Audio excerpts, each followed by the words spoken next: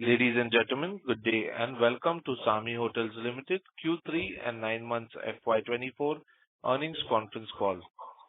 As a reminder, all participant lines will be in the listen-only mode, and there will be an opportunity for you to ask questions after the presentation concludes. Should you need assistance during the conference call, please signal an operator by pressing star then 0 on a touch-tone phone.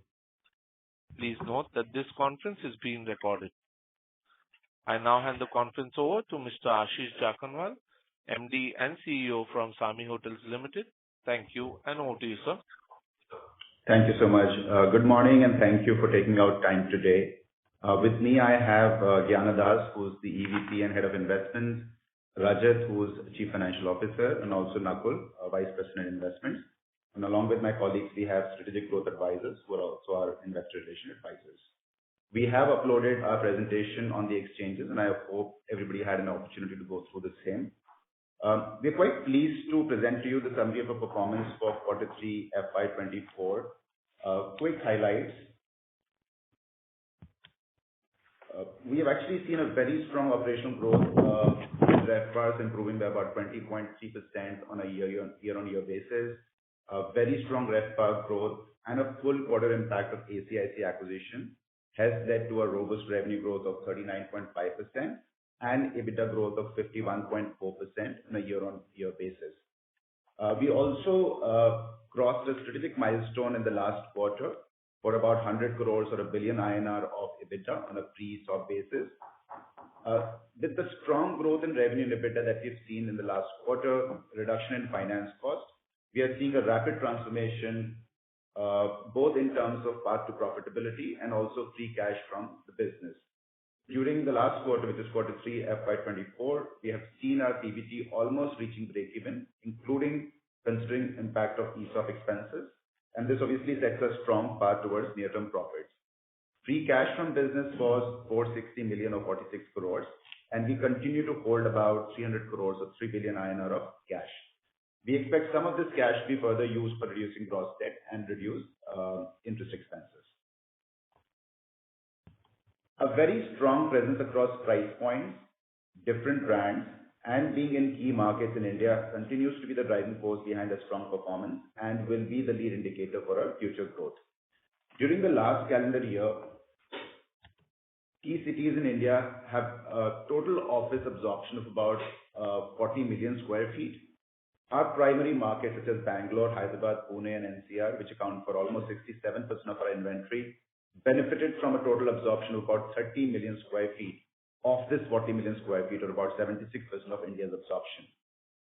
Similarly, in the aviation sector, we've seen that it's reclaimed its pre-pandemic levels, and actually we remain fairly optimistic about a supply-led growth from here on, because this sector has really not seen a lot of growth from pre-pandemic levels, largely on account of supply limitations.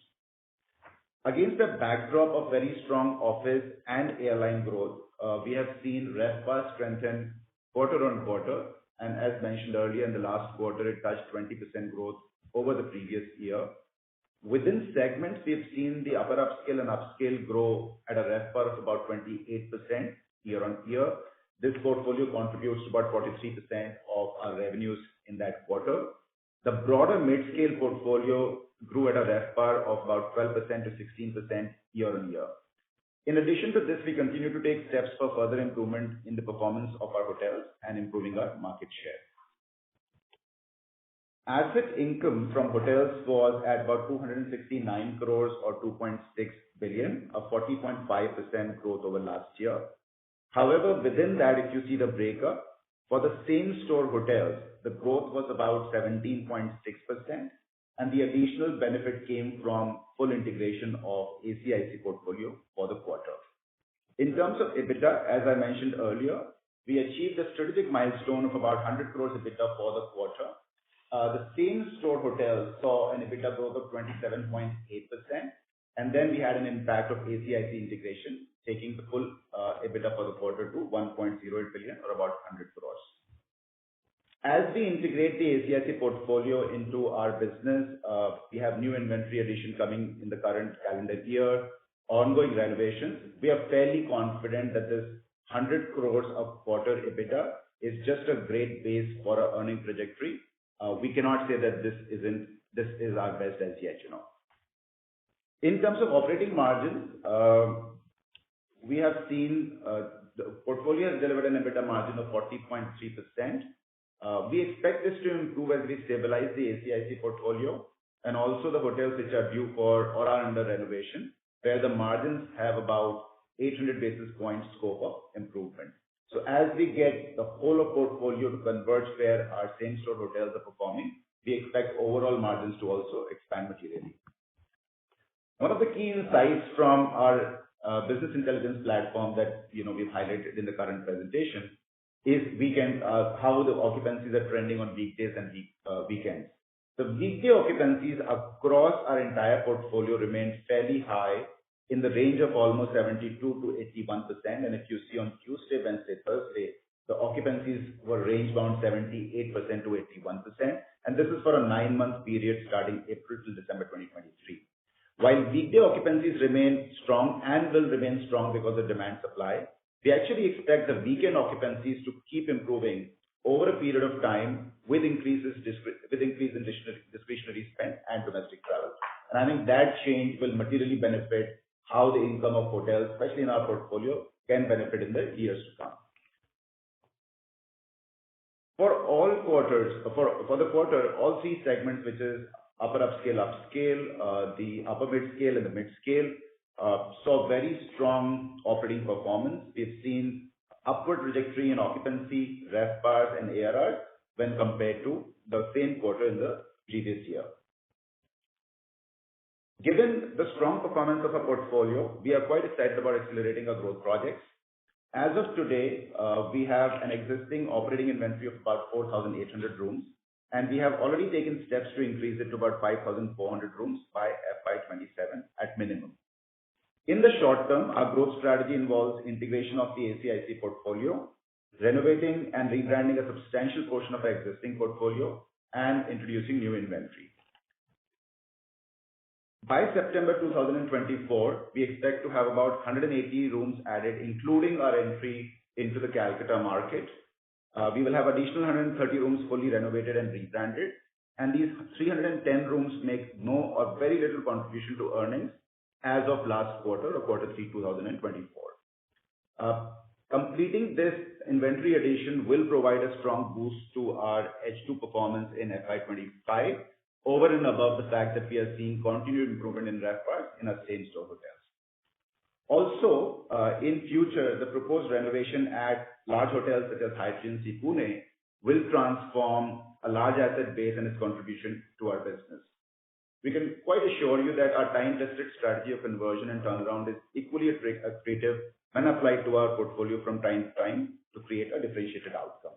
With this, I will request Rajat to take you through a financial summary of the business. Thanks, Ashish. Good morning. Let me take you through a quick walkthrough of our financials.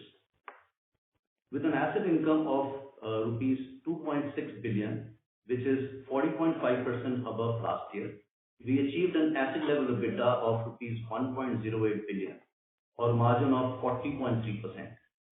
Adjusting to corporate G&A, the total EBITDA prior to ESOP and one-time expenses is rupees 1 billion. This is a strong growth of 51.4% on a year-on-year basis. We have seen some material reduction in our finance cost. As of last quarter, the finance cost was 651 million or 65 crores, which has reduced materially from rupees 1.14 billion or 114 crores as of quarter 2 of financial year 24. With the reduction of gross debt and also cost of financing, we expect further reduction in the finance cost. PBT prior to exception item was negative rupees 60 million as against a loss of 803 million for the last year. We are almost breaking even at PBT level and are confident of turning positive in the near future. We would like to highlight that during January 2024, we have received a notice from Maharashtra Industrial Development Corporation, MIDC, regarding termination of lease of project land in Navi Mumbai. The asset is owned by our subsidiary, Do It Navi Mumbai, and it has filed a writ petition in High Court of Mumbai challenging the notice received from MIDC. For abundant caution, as an impairment for the value of land and related assets, Samhi has made full provisions during the quarter under exceptional items worth rupees 768 million.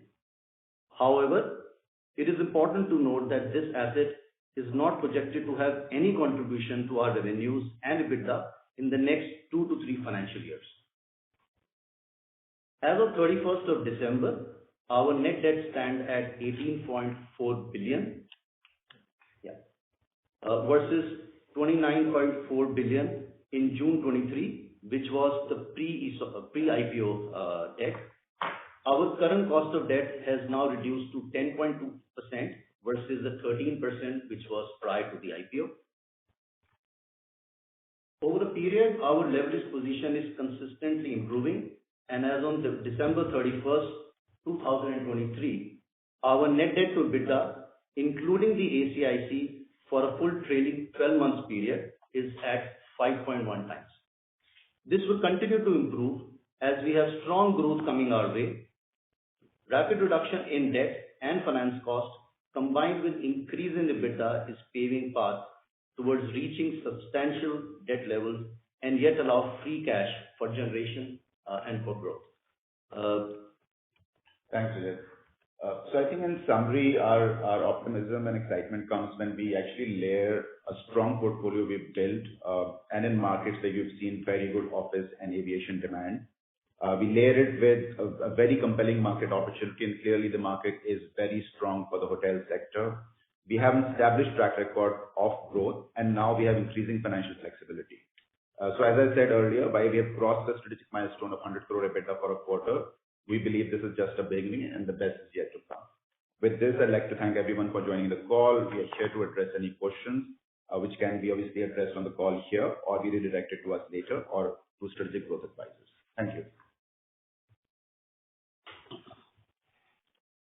Thank you very much. We will now begin the question and answer session. To ask a question, please click on the Raise Hand icon tab available on your toolbar or on the QA tab available on your screen. You may also post your text questions on the Ask a Question tab available on your screen. Kindly turn on your mic when the operator announces your name. Ladies and gentlemen, we will wait for a moment while the question queue assembles.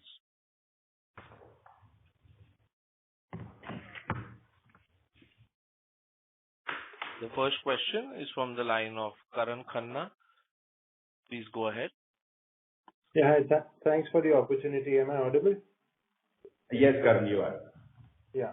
So, Ashish, just continuing on the discussion we had earlier this week also, how should one read the development in Navi Mumbai in terms of cancellation of the lease?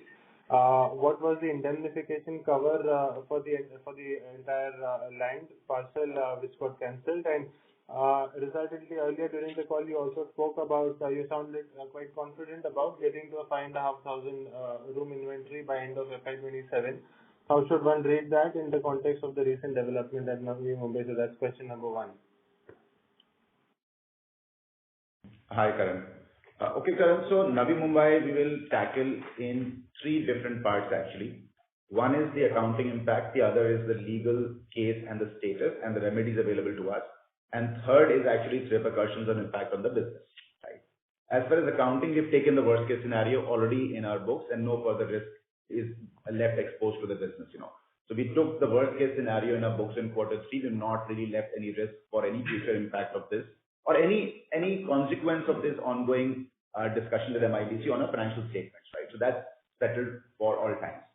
In terms of legal case, obviously, as you know, we feel very strongly about the actual position that we have vis-a-vis MIDC on this particular case.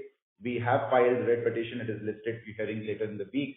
I would refrain from commenting on that till such time the matter is not listed. As far as indemnities are concerned, we obviously, as any standard purchase agreement, we are reasonably protected in terms of indemnities we have from the sellers. Now, while the auditors have made a provision for about 10 crore indemnity, in this particular case, the indemnity, in our opinion, may fall into fundamental reps and warranties, where the indemnity should provide us a cover for the full purchase price. So that's the second, legal, including any recourses available under contract price. Now let's focus on the main issue, which is what is Navi Mumbai impact on the business.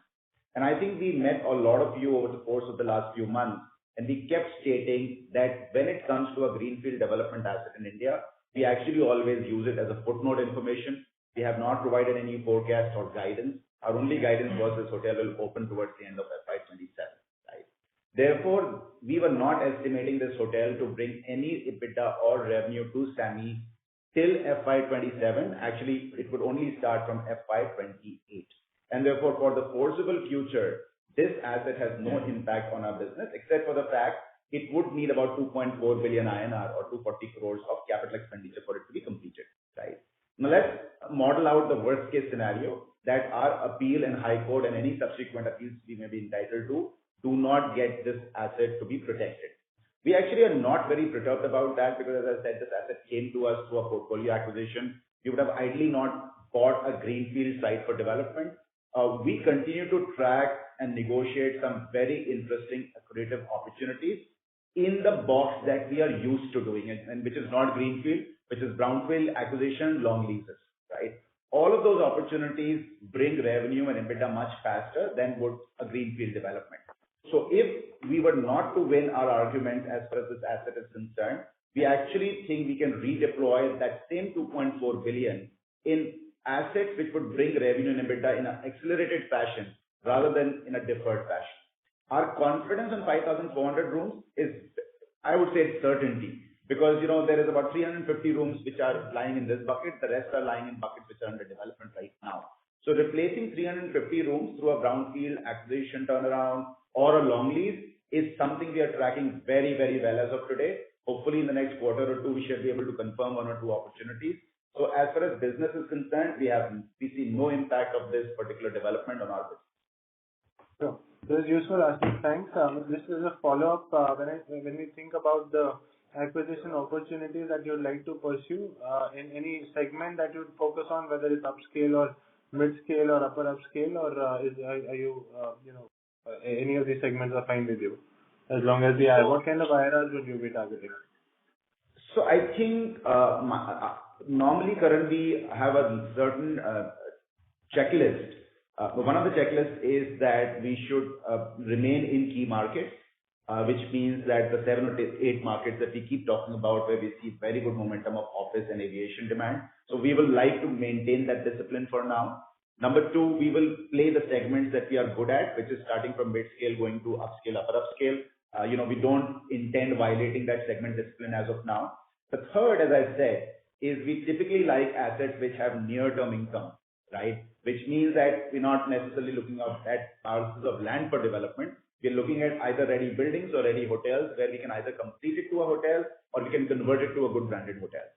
So that would be the checklist that we will follow. The pipeline that we have today, I can assure you, it all confirms to that checklist that I've just mentioned. These are all opportunities in the top 7, 8 cities. These are all opportunities that will eventually be positioned between mid-scale to upscale. And these are all opportunities where we will have access to income on a near-term basis, which would mean between 15 and 18 months, and not a greenfield development where it takes 3 to 4 years. Sure. And of course, IRR is important, but that is hygiene, Karan, so I won't talk much about it.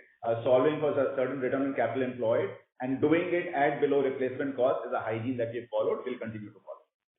Sure. And my last question on your net debt to EBITDA, what kind of guidance would you like to give on that front by FY25 and 26?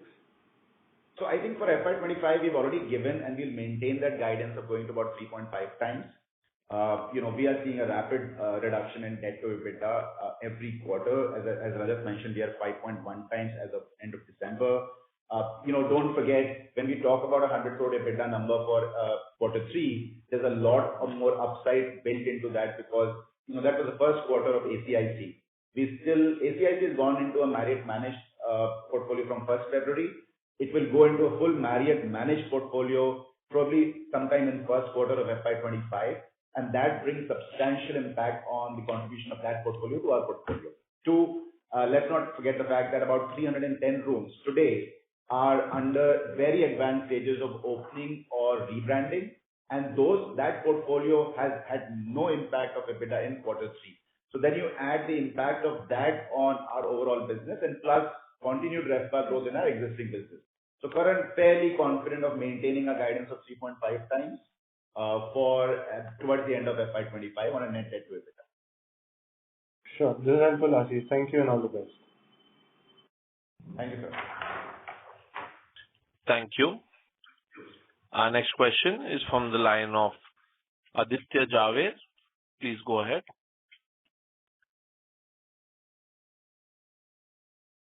Yeah. Mr. Aditya, your line has been unmuted. Yes, please go ahead, sir. Yeah. Thanks for the opportunity. Actually, I have a question on the business part, and which is unclear. So pardon me for basic questions. Sorry to interrupt. So whenever Your voice is breaking up. Mr. Aditya, can you hear me?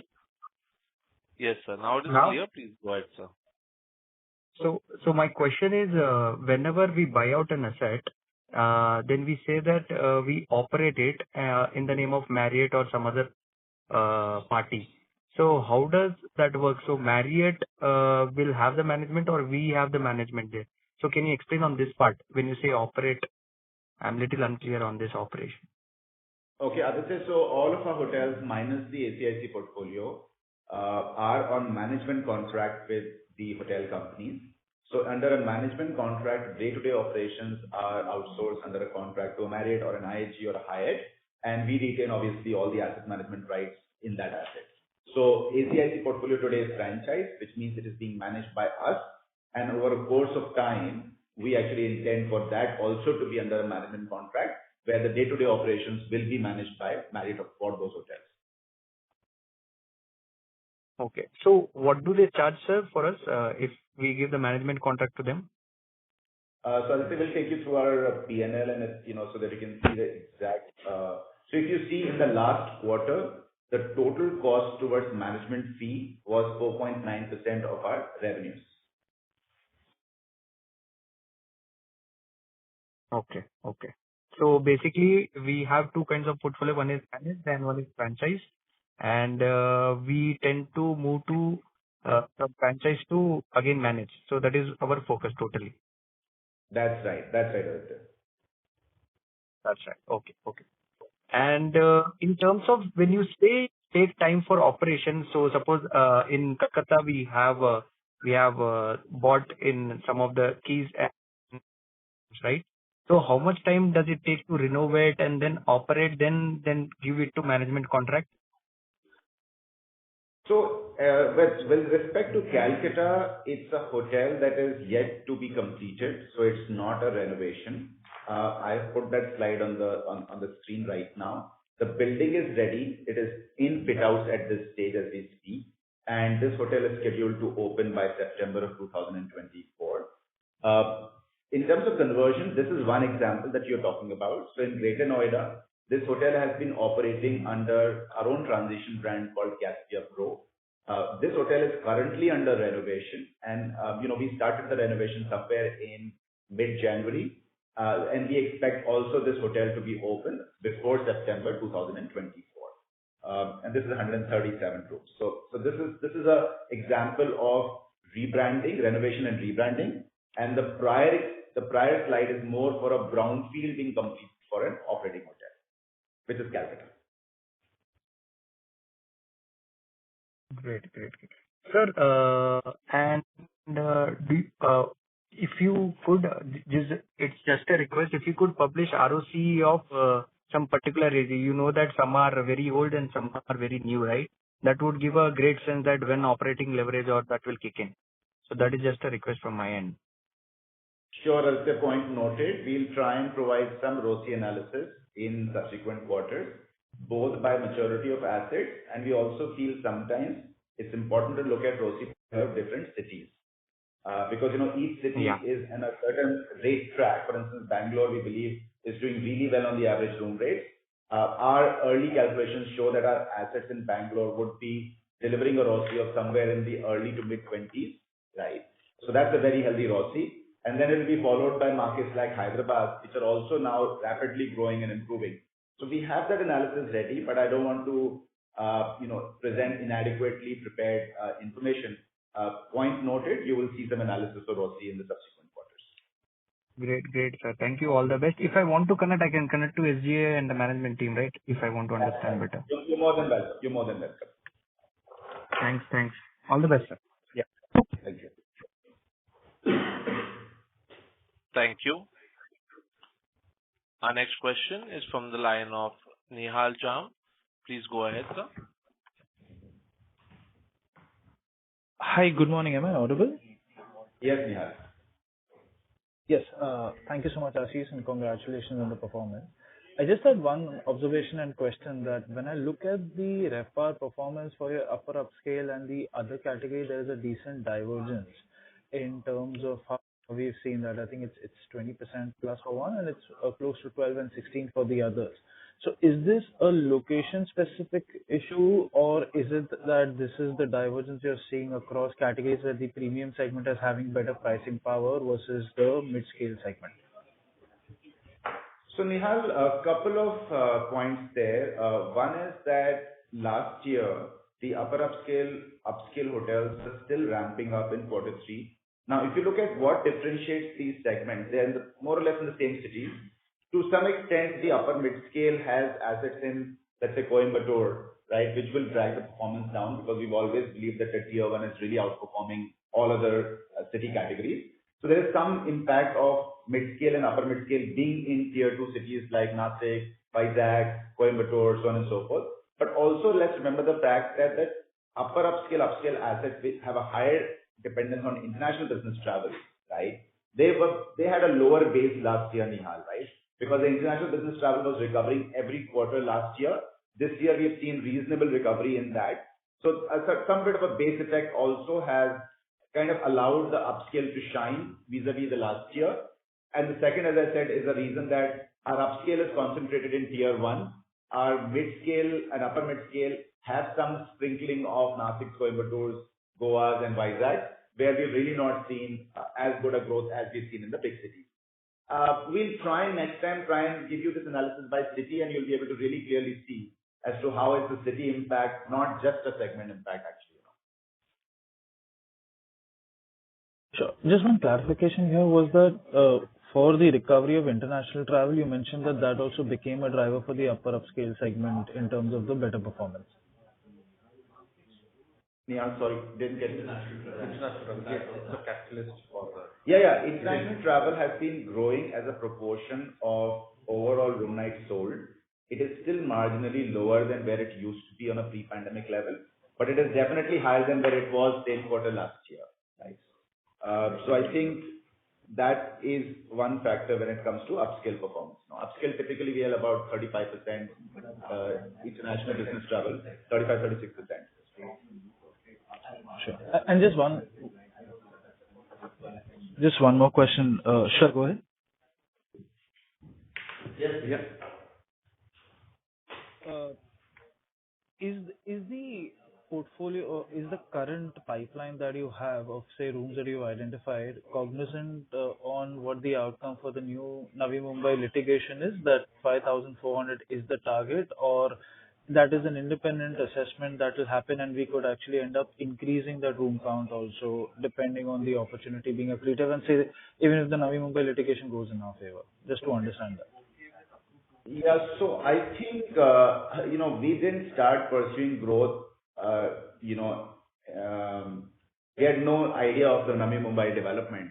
Actually, up until December end, MIDC was giving us all requisite approvals, including a fire NOC. And then suddenly in January, we got this bit of a disappointing surprise. That's why we've gone to the courts. So therefore, whatever we've been doing has not been dependent on the outcome of Navi Mumbai. It's actually driven by how we are confident about creating a reasonable financial flexibility in our balance sheet for growth, right? So if you look at, Rajat talked about how, on a trailing 12-month basis, if you see, which means that we're including the full ACIC portfolio's EBITDA, right? We have achieved about 358 odd crores of TTM EBITDA against an annualized interest cost as of today of about 200 odd crores, right? So if you see there's a flex of 158 crores, even if we assume zero growth, which in my opinion is going to be a bit too pessimistic an assumption, right? So with the growth coming our way in our existing portfolio, plus the fact for very little capital, we're going to put 300 rooms additional in operation by September. We actually see our EBITDA reasonably expanding from this 358 TTM basis to a very different basis on a full 12 months basis.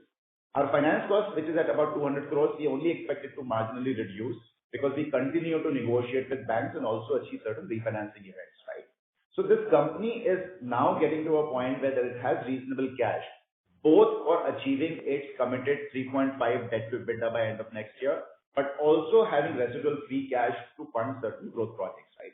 So Nihal, even if the Navi Mumbai project was to be, was to be in our favor, which we expecting today based on the merits of the case, right? In spite of that, we actually expect to add a few more projects, and therefore the count will be in addition to 5,400 rooms. God forbid if we take the worst case scenario that Navi Mumbai is not something that we want to pursue in future.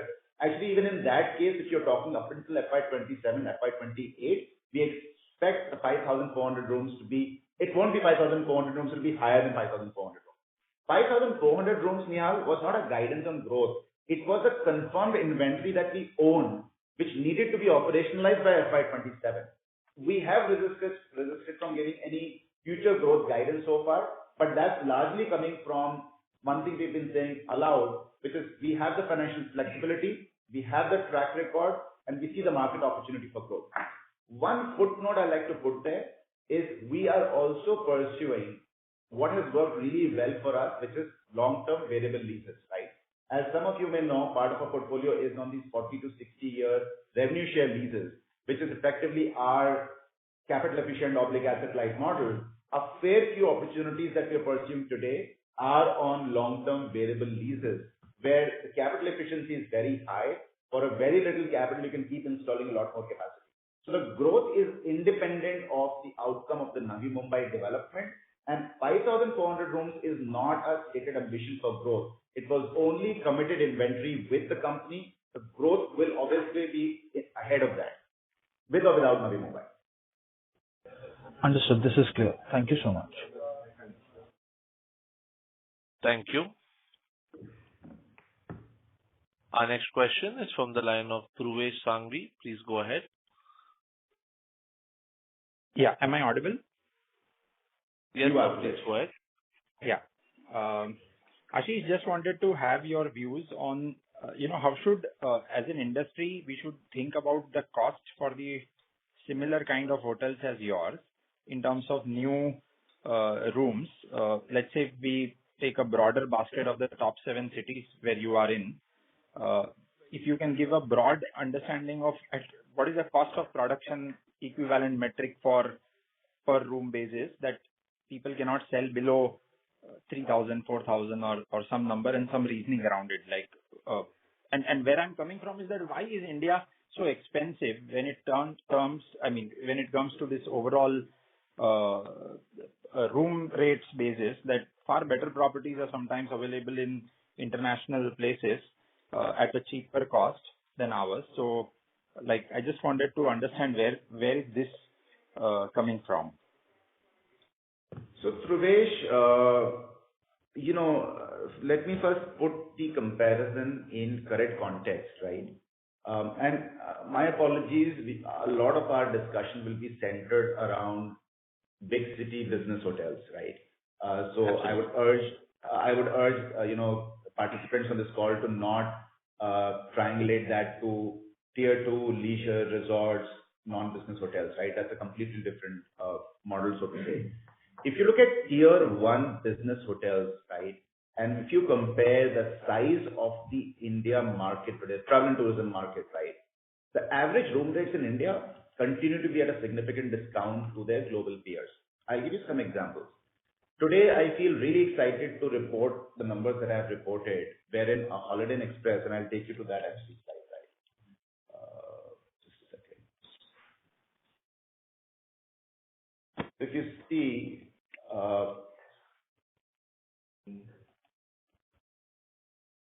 if you see for a Holiday Inn Express platform, we are pretty excited to report an average rate of 3,700 rupees, which is $45.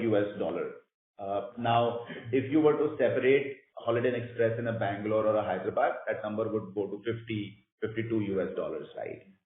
Now, Bangalore and Hyderabad are markets which today have 195, 100 million square feet of occupied office space. They're adding anywhere between 7 to 12 million square feet of office space every calendar year.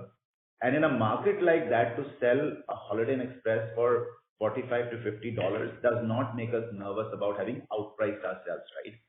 And please don't get us wrong. We're not trying to be too ambitious comparing ourselves to Singapore or Hong Kong or Tokyo or New York.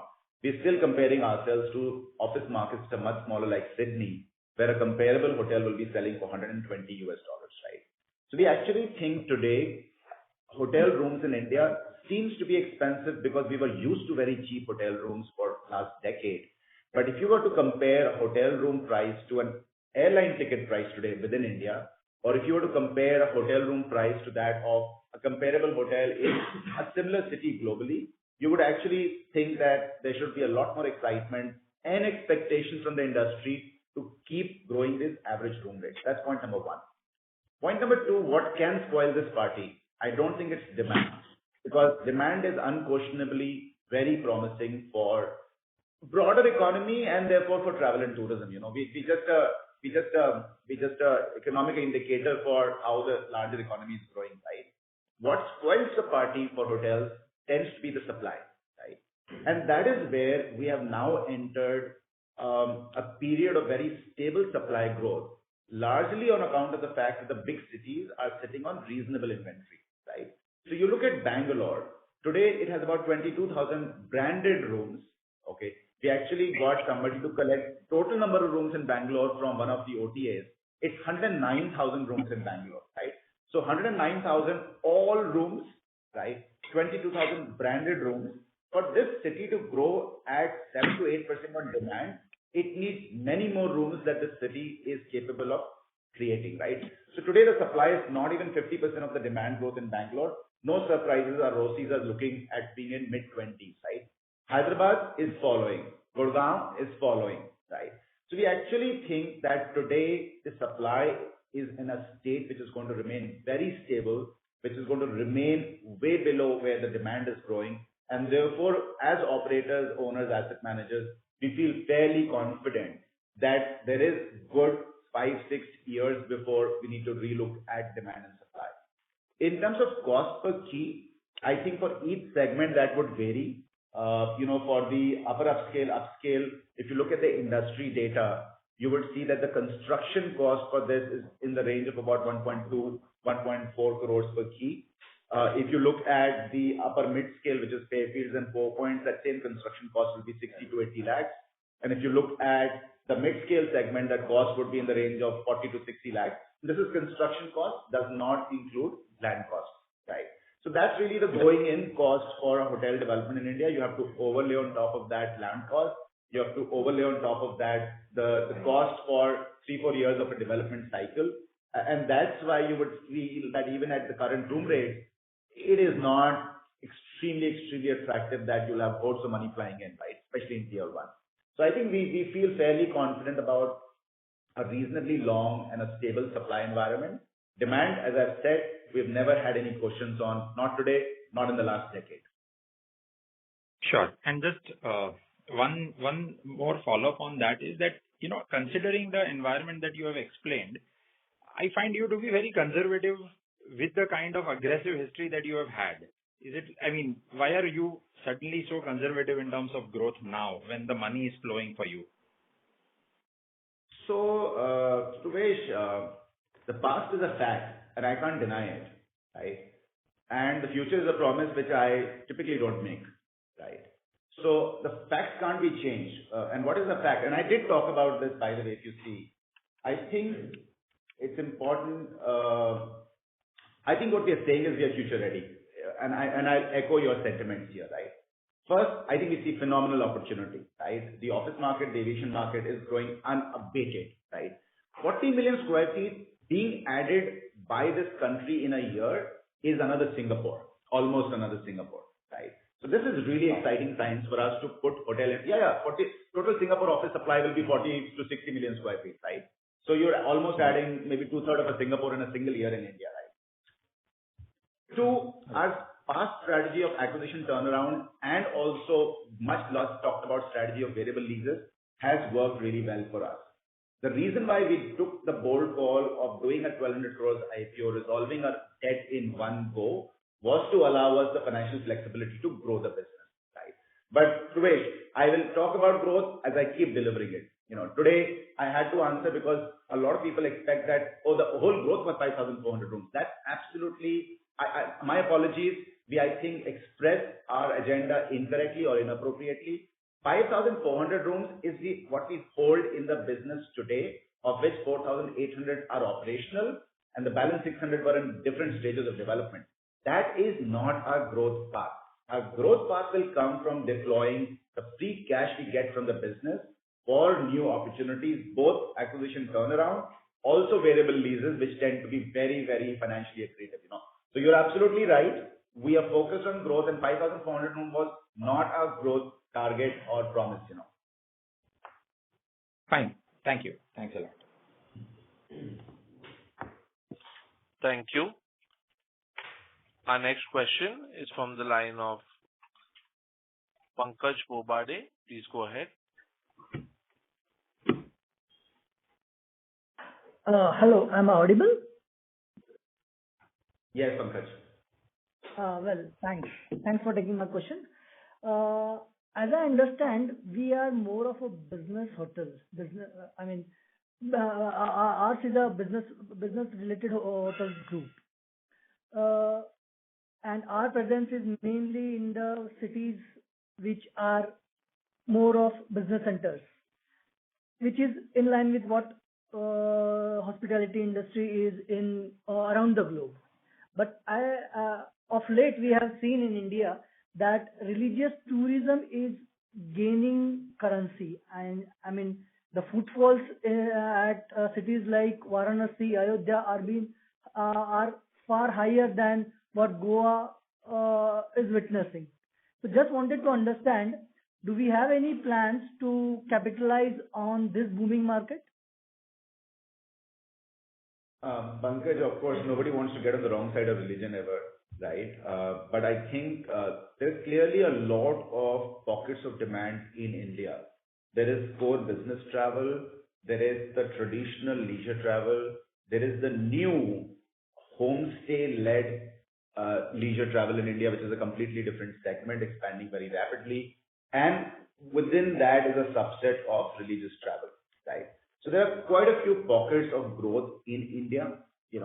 For us, our immediate focus is on continuing growth in our core business markets, and that's largely leveraging our existing portfolio. Look at ACIC. The fact that this portfolio was at 32% EBITDA margin, and we are confidently confirming to you that we see that growing to high 30s, if not 40s, in a short period of time, is largely because we can leverage our existing portfolio in big cities to create economies of scale, right? So for us, our near-term target is to use our existing portfolio and use that as, I would say, a base to jump for a higher inventory in the similar market. We are continuing to evaluate how one can create a sustainable, a scalable, and a profitable business, both in leisure, including the subset of religious tourism. But I would say that we are nowhere close to creating a strategy or having a conviction to start deploying capital, right? Does not mean that we don't believe in those opportunities. We need to have our own business model, and we don't do anything which is one-off, right? Do two or three. We need to have something which is scalable, which is sustainable, and which is financially accretive to us as well, right? Two, don't forget the fact that religious travel, because it is so attractive, is also attracting a fair bit of private capital, right? Which means a lot of HNIs and individual investors are putting capital for hotel development in religious places, and that's a supply environment that we would like to watch out for before we deploy our own capital. So for a variety of reasons, we like all of this, but we are seeing clear of that in the near term to focus on our core strategy. Thanks. And second question would be, what is the timeline, if you could give, by when we would be positive on PAT level?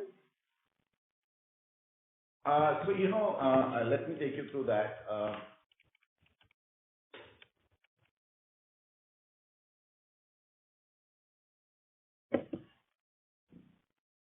So as in the last quarter, if you see, we delivered a PAT of 60 million before the one-time exceptional item.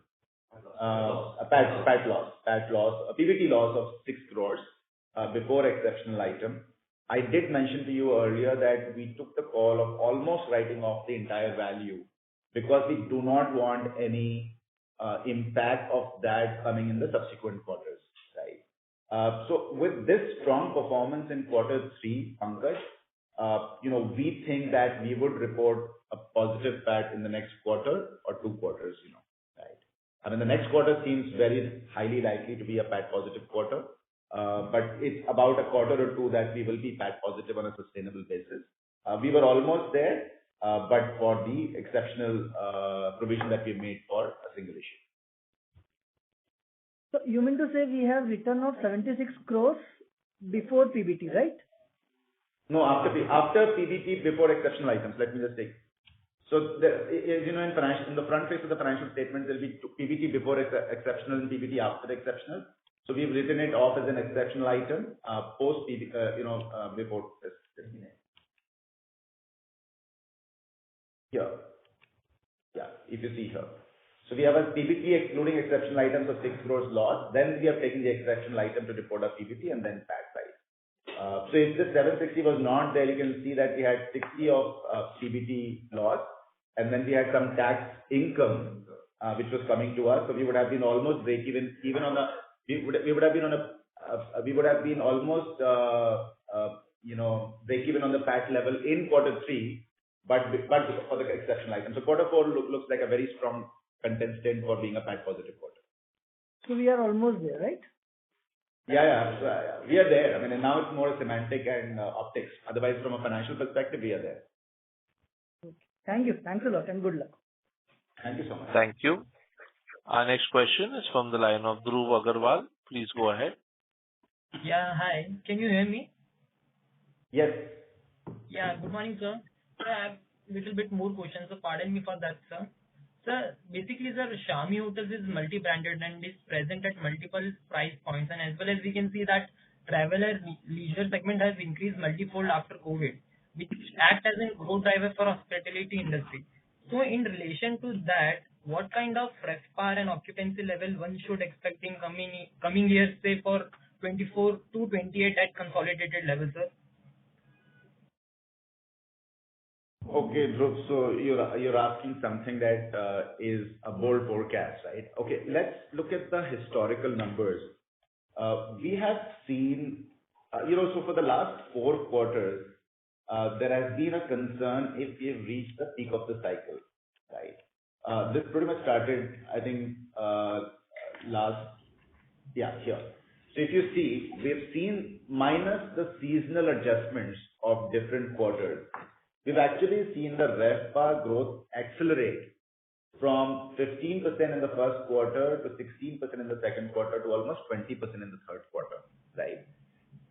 We believe that the industry, from a demand-supply perspective, is well positioned to maintain a double-digit RevPAR growth. I would kind of not give a very specific point target, but I think a double-digit RevPAR growth is a very reasonable expectation for the industry to deliver over the next 2 to 3 years, right?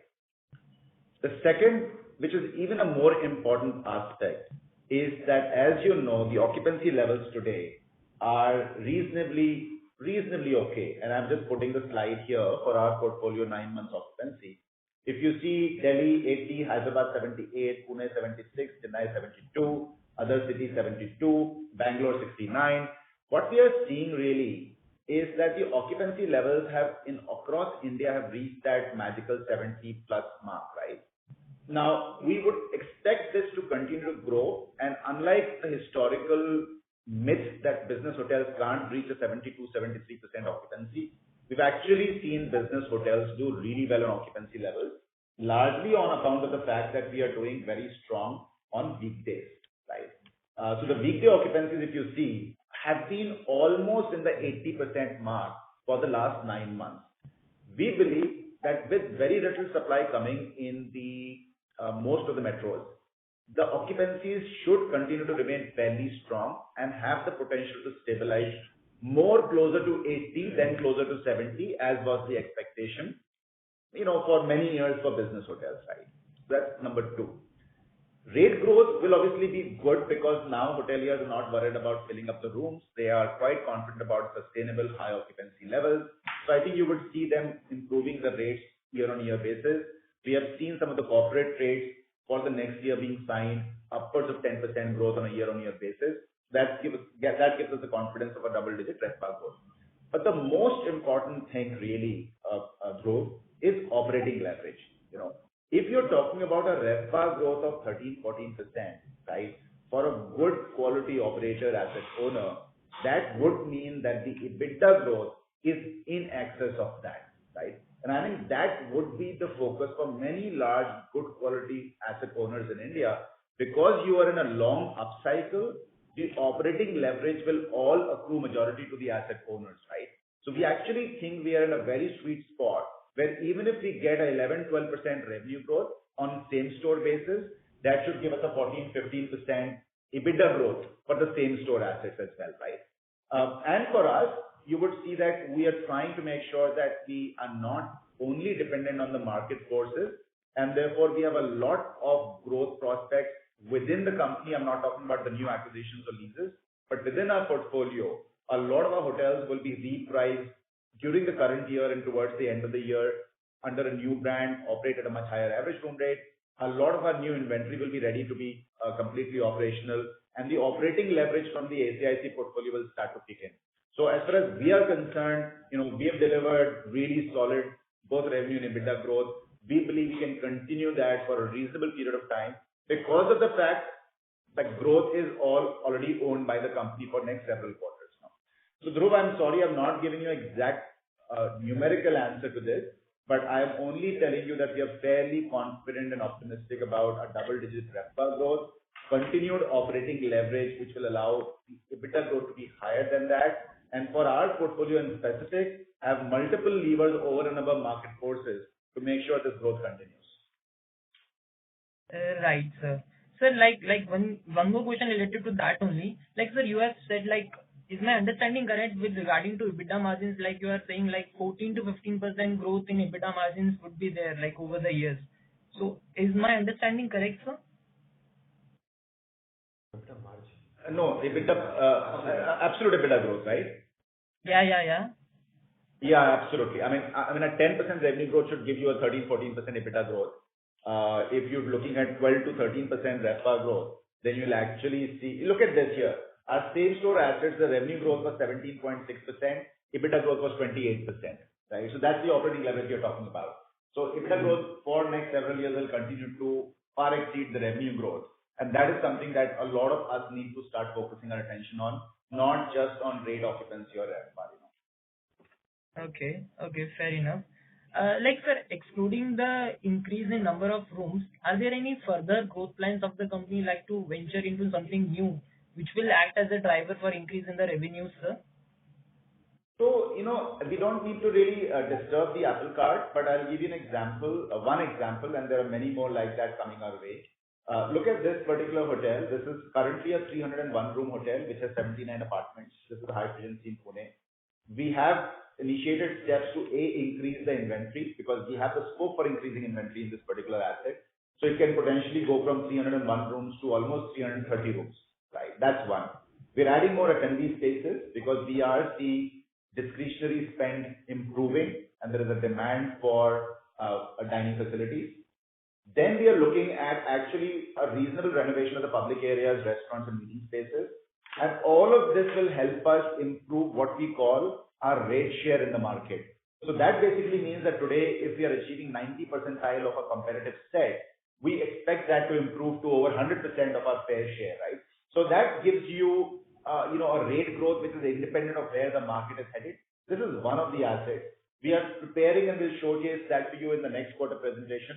We will bring two more large assets in focus where we expect that we have reasonable intervention thought through, where those assets can deliver a much higher growth than the market would without those interventions, right? So I think given the fact that we have 31 hotels that we own today, these hotels are in different markets at different price points. We have huge experience of turning around hotel assets that we acquire, but people should, acknowledge the fact that after 5-6 years, the same experience can be reapplied to your existing assets as well, right? So we're doing this to High Regency Pune. You'll bring a strategy for Sheraton Hyderabad to you next year, in the next quarter. We're doing something with 4 Points Pune also, which we'll showcase to you next quarter. So there's a fair bit we're doing to our portfolio through, which will help us reposition a reasonable part of our portfolio to a very different price category over the next 4 to 5 quarters. And all of this, unlike greenfield development, is a very quick turnaround really. Okay, sir. Fair enough. And sir, like, what would be the percentage of repeat business across hotels, sir? Repeat business. So what we can tell you is that the business coming from loyalty members, right? And as you know, our hotels operate with Marriott, which has a very strong Bonvoy program. We have IHG and we have Hyatt, so there's Gold Passport and there is IHG Rewards. We have seen the loyalty members constituting more than 40-50% of our total business, right? Now this number will have a huge swing between one and the other hotels, so giving an average is often misleading. But on an average, we've seen over 40-50% of our customers are loyalty members, which means you have a certain stickiness to the customer. Repeat visitation, of course, is a little less relevant, as is how much of the loyalty customers are using your hotel, what's the power of the loyalty program. And that number is pretty healthy when you are with programs like Bonvoy and IHG Rewards, Okay, right, sir. And sir, like, one more question. Like, if suppose you have given any hotels for like contract management to say Hyatt, and in the same city, sir, Hyatt is also having his own hotel also, sir. So don't you think, like, sir, there could be a pricing war, isn't it? So, like, how are we able to deal with such circumstances? Like, is there any like within the contract, is there anything like within certain kilometers the Hyatt will not open his own hotels, sir, like that, or like what is basically the contract in that, sir? So first of all, we have an area of protection. Whenever we sign a contract with a hotel company, we have an area of protection around that hotel where they can't sign another contract of similar category. So that really is the first circle of protection for us. And beyond that, really, you cannot. I think what we need to worry about is supply. And the fact is whether it's a Hyatt or a Marriott or a Taj, you need to worry about supply, not about just the brand that it carries, right? So we're not very perturbed about, for instance, we give no exclusivity, we take no exclusivity, right? And that's largely because our focus is on demand supply and creating an area of protection around the hotel. So I think group that has not really bothered us. But just as a footnote, current operators that we have, all the 3 operators, don't have any of their own invested assets in India. So there is no, from that perspective, there's no conflict where within the same city they have an owned asset and a managed asset. Marriott, IHG and Hyatt. Hyatt has some joint ventures in India, of course with Unison Hotels, Sarab. But other than that, these operators don't have their own invested capital in assets. They are operating purely as a service provider, as an operator. And that of course creates an additional layer of comfort for us that, their whole source of income is making sure the hotels are run well for the owners that they're running these hotels. Thank you. Ladies and gentlemen, that was the last question of our question and answer session. I would now like to hand the conference over to Mr. Ashish Jakhanwala for closing comments. Thanks everyone. We quite enjoyed the questions. We have taken down some notes for future quarterly discussions. I would reiterate that even though we have shown phenomenal revenue and EBITDA growth in the last quarter, that's not yet the best.